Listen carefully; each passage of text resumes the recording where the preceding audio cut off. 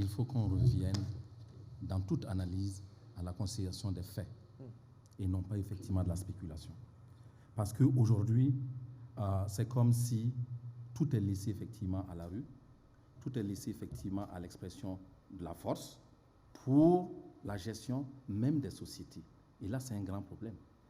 Où est-ce que vous avez vu dans un monde où c'est les règles de management qui prévalent, où c'est les travailleurs qui vont juger la compétence d'un directeur, où vous avez vu effectivement que, en dehors du résultat de la société, ce soit des appréciations péremptoires de délégués, de syndiqués, qui demandent effectivement le départ d'un DG.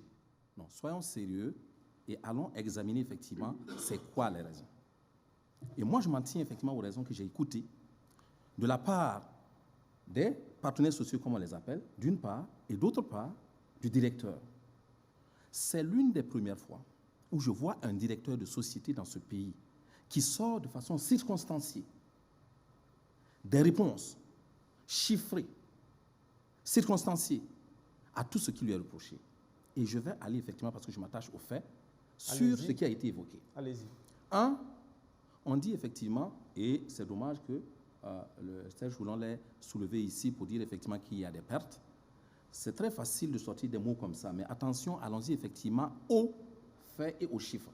Ici, on a parlé effectivement de résultats positifs, de l'ordre de 10%, qui n'a pas été récusé par les travailleurs.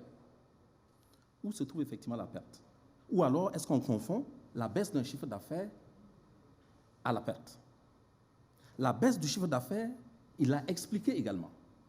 C'est dû, entre autres, au fait qu'il y a des compétitions de jeux illégaux.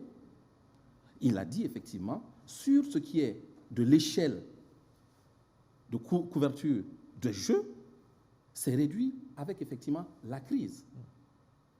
Ensuite, il lui est reproché qu'il y ait effectivement des financements. Et même le directeur, le responsable syndical dit, nous ne lui reprochons pas ça, alors que c'est ce que la rumeur dit. Nous ne lui reprochons pas effectivement qu'il y ait des financements au bénéfice de l'État, parce que c'est quand même une société dans laquelle l'État est actionnaire et pas un petit actionnaire. Je suis d'accord et je soutiendrai que s'il y avait une menace à l'outil de travail des travailleurs, qu'ils s'élèvent, parce que c'est de là effectivement on paie leur salaire. Mais pour ce qui est du reste, c'est de l'appréciation du conseil d'administration.